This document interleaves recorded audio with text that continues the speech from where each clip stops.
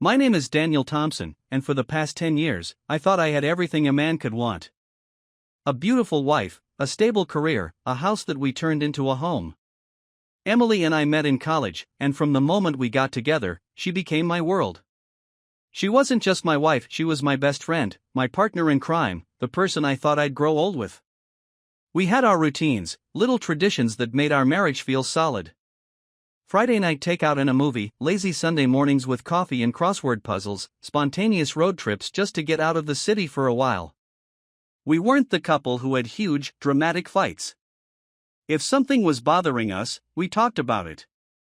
We worked through things. That's what marriage was supposed to be, right? But looking back now, I realized that cracks had started forming long before I noticed them. At first, it was small things. Emily had always been open about her work as a corporate event planner. She'd come home exhausted but still full of stories, complaints about difficult clients, the chaos of planning last-minute functions, the ridiculous demands of high-profile guests. I used to love listening to her talk about her day. She had a way of making even the most mundane details sound interesting. But then, she stopped sharing. One evening, I asked how her day was, and she just shrugged. "Same as always," she said, barely looking up from her phone. That wasn't like Emily. She loved to vent, to rant, to share every ridiculous thing that happened in her world. But now, she was quiet. Distant. It was subtle at first, little things, like the way she'd pull her phone closer when I walked into the room. The way she started taking more showers at night, something she never used to do. The way she started going to bed later than me, claiming she wasn't tired. I tried to ignore it. I told myself I was overthinking things. Then came the perfume. Emily had this one particular perfume, an expensive floral scent I had bought her for our anniversary 2 years ago. She used to save it for special occasions, date nights, weddings, big events.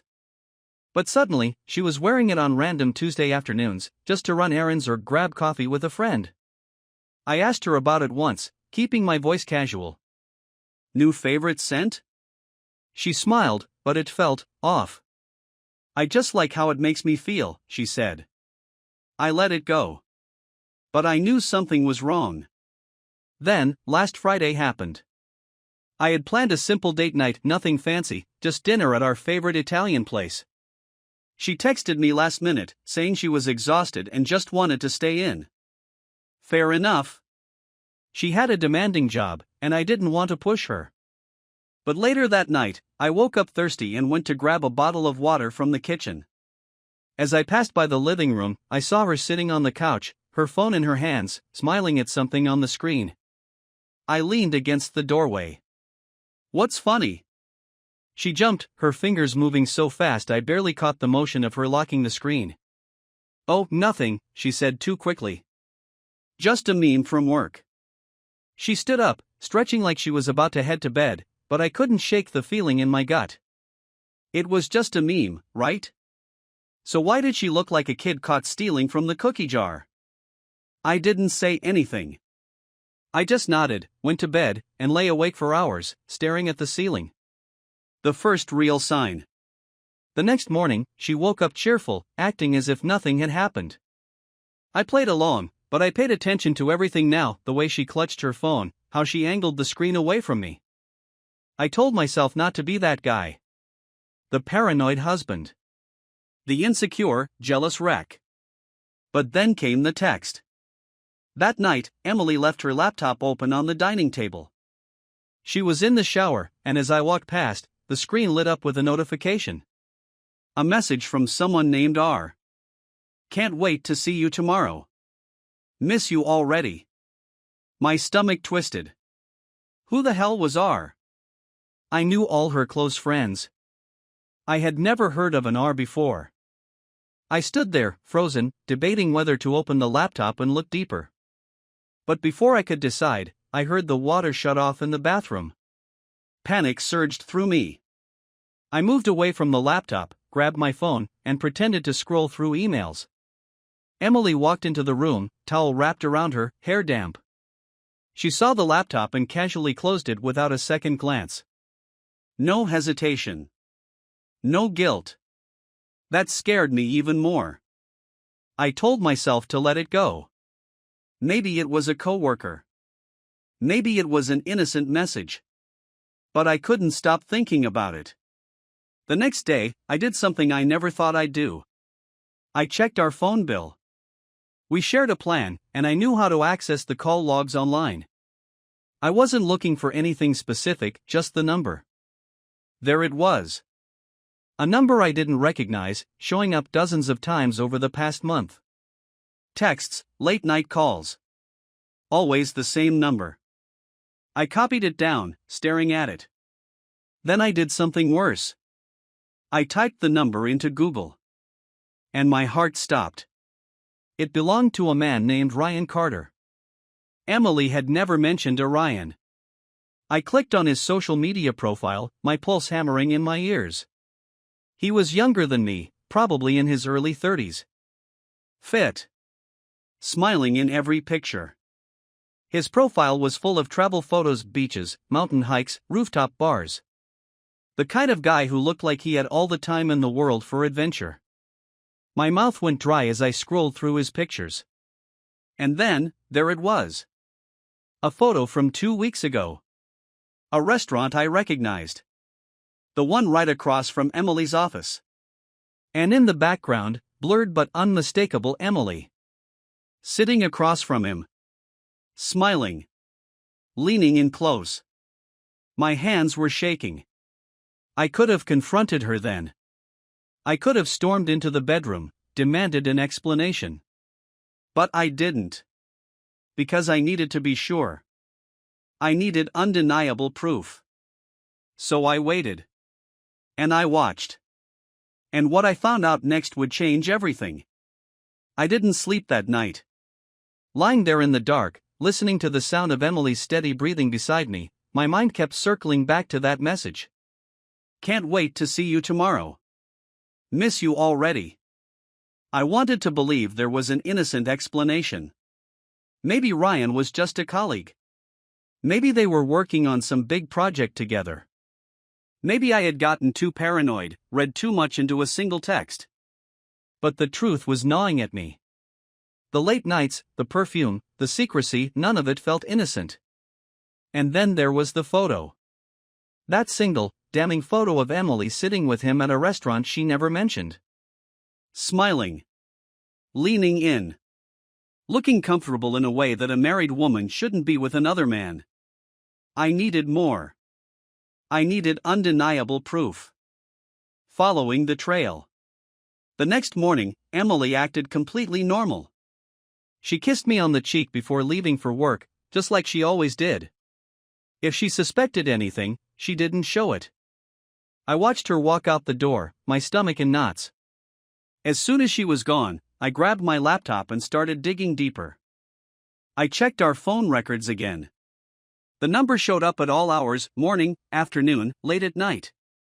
Some calls lasted minutes, others over an hour. She wasn't just casually talking to this guy. This was something else. Then I checked our shared credit card statement. There it was again. Multiple charges to a hotel downtown. A hotel. Not a restaurant, not a store, not anything she had ever mentioned. And the dates lined up perfectly with the nights she had told me she was working late. My hands were shaking. That was it. I had my answer. The plan. I could have confronted her right then. Called her, demanded an explanation, forced her to confess.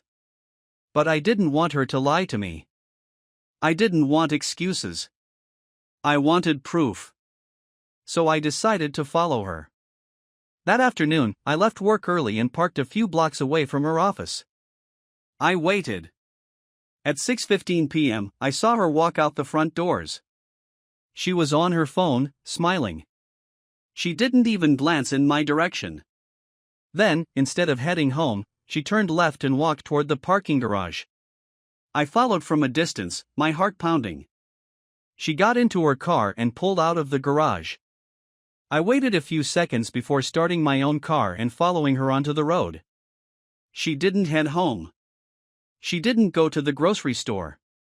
She drove straight to that damn hotel. I parked down the street and watched as she pulled into the parking lot, stepped out of her car, and walked inside like she had done it 100 times before. No hesitation. No guilt. I felt like I was going to be sick. The moment of truth. I sat there in my car for what felt like hours. I didn't know what to do. I had always imagined that if something like this ever happened, I would march in there, grab her by the wrist, and drag her out in front of everyone. But I couldn't move. I just sat there, staring at the hotel entrance, my entire world crumbling around me. After about an hour, I finally forced myself to get out of the car. I walked up to the front desk, my hands clenched into fists. The receptionist barely looked up as I approached. "Can I help you?" I swallowed hard. "Yeah. I think my wife is here. Emily Thompson." She gave me a polite, practiced smile. "I'm sorry, sir, but we can't disclose guest information." I exhaled sharply. "Look, I just need to know if she checked in with someone." The receptionist hesitated. "I really can't." I pulled out my phone and showed her a photo of Emily. "That's my wife. I think she's cheating on me. Please." She glanced at the photo, then at me. And then she gave me the smallest, almost imperceptible nod. She didn't say anything, but she didn't have to. I already knew. The evidence. I stepped away from the desk, my heart hammering in my chest. This was really happening. I pulled out my phone and did the only thing I could think of. I texted Emily. "Me, hey. Where are you?" A minute passed. Then another. Then my phone buzzed. "Emily, still at work. Late meeting. Why?" I stared at the screen, my pulse pounding in my ears. She was lying to me. She was in a hotel with another man, and she was lying to me like it was nothing. My hands were shaking as I typed out my next message. "Me, oh. Just wanted to see if you wanted me to bring dinner home. No problem. Love you." I felt sick just typing the words. But I needed to keep up the act. I needed more. I needed to see it. The breaking point. I stepped back outside and walked around to the parking lot. I found a bench near the entrance, sat down, and waited. It was almost 9 p.m. when they finally walked out. Emily and Ryan. They were laughing, their bodies close. Then, right there in the parking lot, she turned to him, stood on her tiptoes, and kissed him. Not a quick peck. A slow, deep, intimate kiss. My wife. The woman I had loved for over a decade. I felt my stomach drop, like I had been punched in the gut. I raised my phone and snapped a photo. Then another. And another.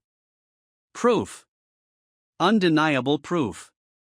She pulled away from him, smiling, and got into her car. I watched as she drove away, completely unaware that her world was about to implode. The longest drive home. I sat in my car for a long time before I finally started the engine. I drove home in a daze, my hands gripping the wheel so tightly my knuckles turned white. By the time I walked through the front door, Emily was already in bed, pretending to be asleep. I stood in the doorway, staring at her, feeling nothing but pure, hollow rage. I had my proof now. The question was, what the hell was I going to do next? I stood there in the doorway of our bedroom, staring at her.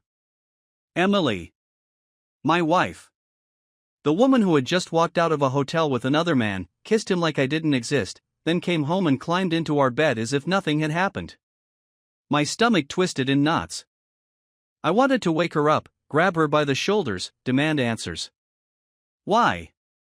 How long? Did you ever love me at all?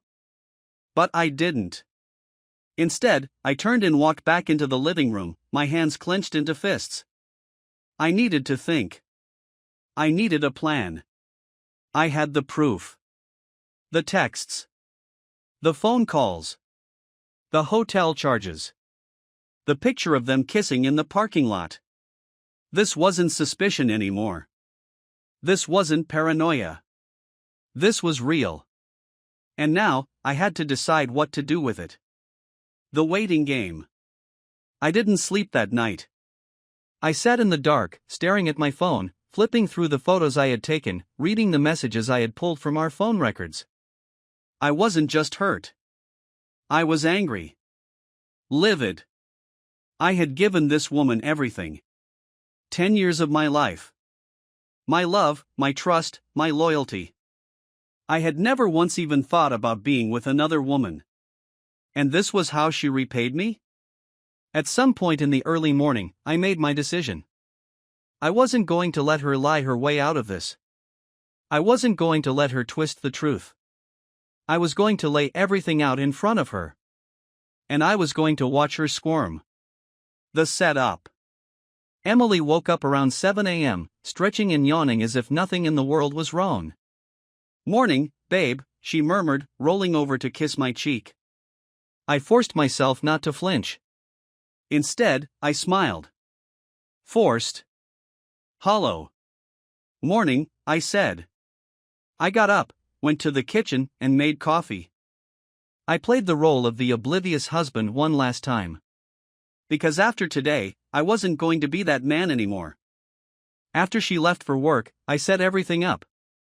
I took my laptop and mirrored my phone onto the screen, pulling up every single piece of evidence. The texts. The call logs. The hotel charges. The pictures of her and Ryan, clear as day, standing in that parking lot.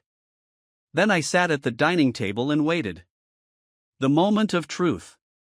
Emily walked through the door at 6:30 p.m., carrying a takeout bag. "Hey," she called out, setting the food on the counter. I picked up dinner. "Thought we could have a nice night in." She smiled. That same smile she gave Ryan before kissing him. My blood boiled. I took a deep breath, steadying myself, and nodded toward the laptop. "Sit down," I said. She frowned, glancing at the screen. "What's this?" "Sit down." Something in my voice must have alarmed her because she obeyed, setting her purse on the counter and slowly lowering herself into the chair. I didn't say anything at first. I just clicked the first image. The picture of her and Ryan, kissing in the parking lot. Emily's face went white. Then I clicked again. The phone records. Click. The hotel charges. Click. The texts. She stared at the screen, her lips slightly parted, her eyes darting between the evidence and me. "Dan. Don't," I cut her off. "Don't you dare try to lie to me." She swallowed, her hands shaking. How did you?" "You're not as smart as you think you are, Emily," I said, my voice deathly calm. "And I'm not as blind as you thought I was." Silence. Then she did something that nearly made me snap. She started crying. "I'm so sorry," she whispered, tears spilling down her cheeks. "I never meant to hurt you." I laughed. A sharp, humorless sound. "Didn't mean to hurt me?" I repeated. "You've been sneaking around behind my back for months, Emily. Lying to my face every single day. You didn't mean to hurt me?" She wiped at her face, sniffling. It wasn't what you think." I slammed my fist onto the table, making her jump. "Don't," I snarled. "Don't insult me. Tell me the truth." She hesitated.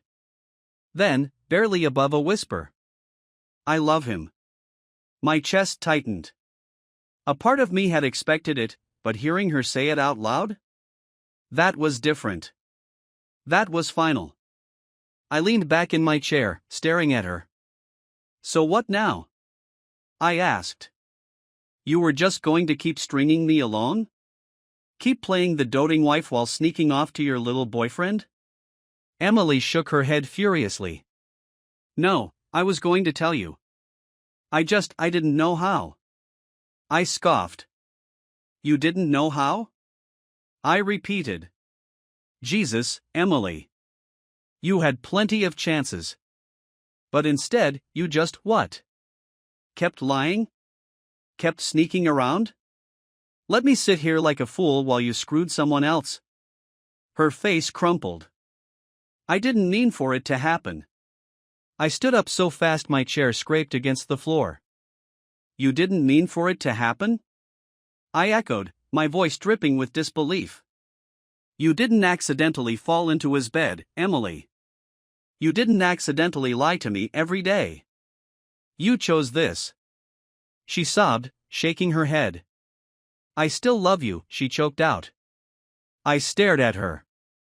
Then I started laughing. A real, genuine laugh this time.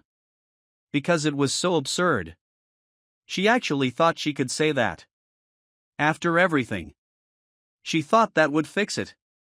I took a deep breath, wiping a hand down my face.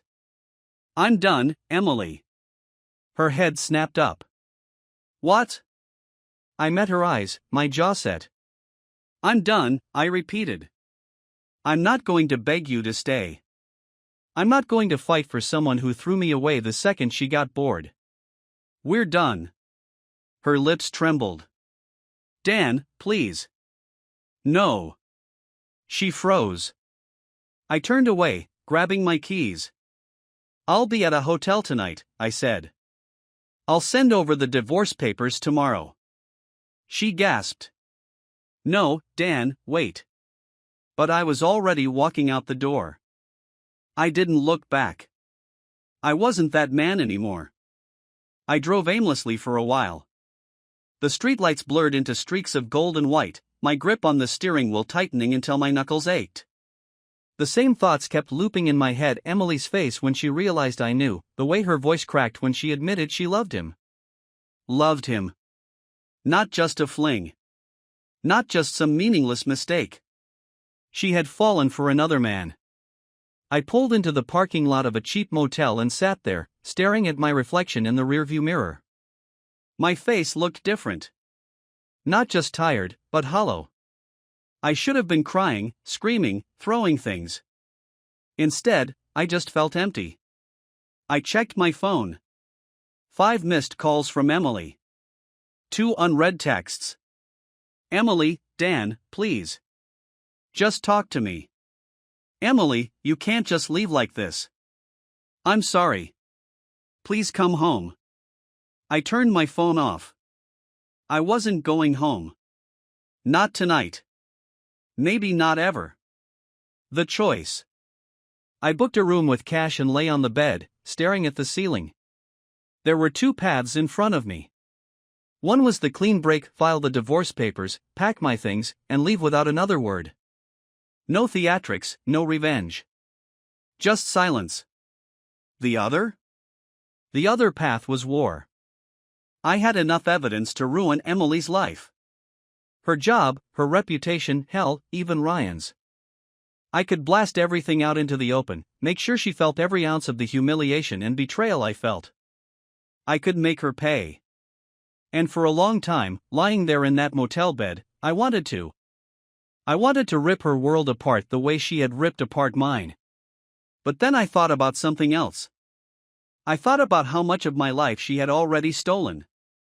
If I went down that path, if I let revenge consume me, she'd be stealing even more. And she didn't deserve another second of my life. So I made my choice. I wasn't going to destroy her. I was just going to erase her. The silent exit. The next morning, I met with a divorce lawyer. I laid everything out, the infidelity, the hotel charges, the evidence I had. He nodded, flipping through the files, occasionally making notes. Well, he said finally, you've got her dead to rights. You could push for everything, the house, the assets, even spousal support if you wanted to. Courts don't look kindly on cheating spouses. I shook my head. I don't want anything from her. I just want out. He studied me for a moment. You're sure? Because I can make this hurt for her. I exhaled, rubbing my hands over my face. No, I said. No drawn-out battle. No drama. Just end it. He nodded. All right. I'll draft the papers. It was done. Just like that. The goodbye that wasn't. I waited until Emily was at work before I went back to the house. I didn't want a confrontation. I didn't want another round of please, let's talk, or I made a mistake. I packed my things quickly. Clothes, personal documents, a few keepsakes. Then I sat on the edge of our bed, no, her bed now, and looked around. This house used to feel like home. Now it felt like a crime scene. I grabbed a pen and a piece of paper from the nightstand and scribbled 2 sentences. I know who you are now. And I want no part of it. I left the note on the dining table, next to the untouched takeout she had bought the night before. Then I walked out the door without looking back. Emily's last words. 2 hours later, my phone buzzed. Emily, Dan, I came home and... I didn't read the rest. I blocked her number. She didn't deserve to explain. She didn't deserve anything from me. The aftermath. I moved into a small apartment across town. It was quiet, empty, but it was mine. Over the next few weeks, I adjusted. Slowly. Some nights, I missed her. Not her, really, just the idea of her. The person I thought she was. But then I'd remember the way she smiled at him in that parking lot. And the missing would turn into something else. Something colder. Something final. The divorce was finalized in under 2 months. Emily didn't contest anything. She signed the papers without a fight. Maybe she was relieved. Maybe she thought she and Ryan would ride off into the sunset together. I didn't care. She was gone. Closure, or something like it. A few months after everything was finalized, I ran into a mutual friend at a bar. He gave me the look, that awkward, I don't know what to say to you look. Then he leaned in and said, "Dude, I heard about Emily." I took a sip of my drink. Yeah? She and Ryan broke up. Guess it wasn't as perfect as she thought. I almost laughed. Almost. Instead, I just nodded. Not my problem anymore. And for the first time since that night, I actually meant it. I finished my drink, paid my tab, and walked out into the night. Lighter. Freer. A man with nothing left to lose. And, for the first time in a long time, nothing left to hold him back. Life went on. It had been 6 months since I walked out of the house, 6 months since I had last seen or spoken to Emily. At first, every day felt like I was trudging through quicksand, waking up in an unfamiliar apartment, drinking coffee alone, no more morning routine with someone humming in the kitchen. It was strange how silence could be so loud. But slowly, I started to adjust. Work became a refuge. I put in longer hours, picked up new projects, and for the first time in years, I wasn't distracted. I hit the gym again, something I hadn't prioritized in years.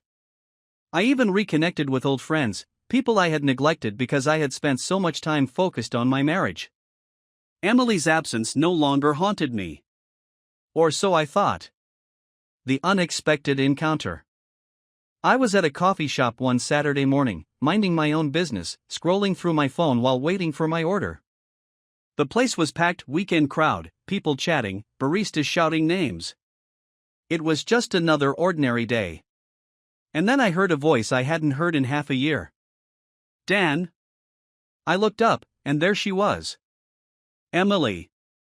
She looked different. Not drastically, but enough that I noticed. A little thinner, maybe. Dark circles under her eyes, like she wasn't sleeping well. She wasn't wearing her usual put-together business attire, just jeans and a sweater, hair pulled back in a loose ponytail. For a second, neither of us spoke. Then she offered a hesitant smile. Hey. I set my phone down, exhaling through my nose. Hey. She shifted awkwardly. I wasn't sure if you'd even acknowledge me. I shrugged. Didn't expect to run into you. She nodded, biting her lip. Yeah, same. She hesitated, then, almost shyly, asked, would it be weird if I sat for a minute? I could have said no. I could have walked out right then and there. But a part of me, maybe the part that still wanted real closure, nodded. Sure. The conversation that should have happened months ago. She sat down across from me, wrapping her hands around her coffee cup like she was trying to warm herself. "You look good," she said softly. I raised an eyebrow. "Yeah?" She gave a small, sad smile. "Yeah. I mean, I know things have been rough. But you seem okay." I took a sip of my coffee. "I am." Her eyes flickered with something unreadable. "Good." We sat in silence for a moment before she cleared her throat. I wanted to say I'm sorry. I know I said it before, but you didn't really get a chance to hear it. Or maybe I didn't really say it the way I should have." I leaned back in my chair. "You're right. You didn't." She winced, nodding. "I deserve that." I studied her for a second. "Why, Emily?" She swallowed hard. "I don't know if I have a simple answer." "Try." She sighed, running a hand through her hair. "I think I convinced myself that I was missing something. That our life had become too predictable, too routine. And Ryan, he was exciting, different. He made me feel." I held up a hand. "Stop." She looked at me, startled. "I don't need to hear what he made you feel. That's not what I'm asking." My voice was calm, but firm. "I'm asking why you let it go that far. Why you didn't just come to me and tell me how you felt." She opened her mouth, then closed it. I waited. Finally, she exhaled. "Because I was a coward. Because I was selfish. And because I didn't want to admit to myself that I was the problem." I studied her, and for the first time since this whole mess started, I actually believed she was being honest. I let that sit for a moment before speaking. "Are you still with him?" She shook her head. "No. It fell apart pretty fast after everything came out. Turns out, affairs don't make a great foundation for a real relationship." She let out a humorless chuckle. "Shocking, right?" I said nothing. She looked down at her coffee. "I miss you, you know." I inhaled sharply through my nose, staring at the table. "Yeah?" I asked, my voice even. She nodded, glancing up at me. "Not just us. I miss talking to you. Laughing with you. Even the stupid little things, like arguing over which pizza place was better." I ran my tongue over my teeth, nodding slowly. "I miss the person you used to be, too," I said finally. Her breath hitched, and I saw her eyes glisten. "But not the person you became," I added, my voice firm. "And that's why we can never go back." She wiped at her eyes quickly, nodding. "I know. I needed to say it." I looked at her for a long time, then gave a small nod. "Okay." She let out a shaky breath. "Do you hate me?" I thought about that for a second. "No," I said honestly. "I don't hate you, Emily. I just don't care anymore." Her face crumpled slightly, but she nodded. "I deserve that, too." I glanced at my watch, then back at her. "I should go." She blinked rapidly, as if she hadn't expected it to end so soon. "Yeah. Right. Of course." I stood up, grabbing my coffee. "Take care, Emily." She looked up at me, her lips parting like she wanted to say something else. But she didn't. She just gave me a small nod. And that was the last time I ever spoke to her. Moving on, for real this time. I walked out of that coffee shop feeling lighter. For the past 6 months, part of me had been carrying this weight, this unfinished business. But now it was done. I didn't need revenge. I didn't need her to suffer. She was already suffering in her own way. And I was finally free. That night, for the first time in months, I slept without dreaming. And when I woke up the next morning, I realized something. I wasn't thinking about Emily anymore. Time moved forward. It always does. After that last conversation with Emily, something inside me shifted. Not all at once, but slowly, like a deep wound finally starting to heal. I didn't wake up one day and feel completely free. But each morning, I thought of her less. Each night, I fell asleep easier. It wasn't about forgiveness. I never needed to forgive her. It was about letting go. I had wasted too much time carrying the weight of her betrayal, replaying every lie, every moment where I should have seen the signs. But there was nothing left to analyze. No more clues to find, no more answers to seek. She had shown me who she was. And I had walked away. Now, it was time to figure out who I was. Starting over. The first thing I did was throw myself into work. I put in longer hours, took on extra projects. My boss noticed, and within a few months, I was promoted. More responsibility, more money. More distraction. That's what I told myself, at least. But distraction only works for so long. Eventually, when the workday was over and I came home to my apartment, there was nothing but silence. No one to talk to, no one to share meals with. And for a while, I told myself I liked it. Until I realized I didn't. The first date. I didn't rush back into dating.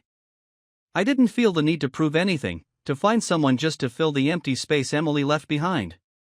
But one night, about 8 months after I left, I was at a bar with some coworkers and I met someone. Her name was Claire. She wasn't Emily. She wasn't trying to be. She was funny, sharp, had a way of looking at people like she was actually listening, actually interested in what they had to say. I found myself laughing with her real, unforced laughter. The kind I hadn't felt in a long time. When she slipped me her number at the end of the night, I hesitated for only a second before saving it. I waited 3 days before texting her. She responded within minutes. We went out that weekend. And suddenly, I found myself in unfamiliar territory again. The fear of moving on. Claire was nothing like Emily. And maybe that's why I liked her so much. She didn't play games. She didn't leave things unsaid. If she wanted to see me, she told me. If she didn't like something, she said so. It was refreshing. And terrifying.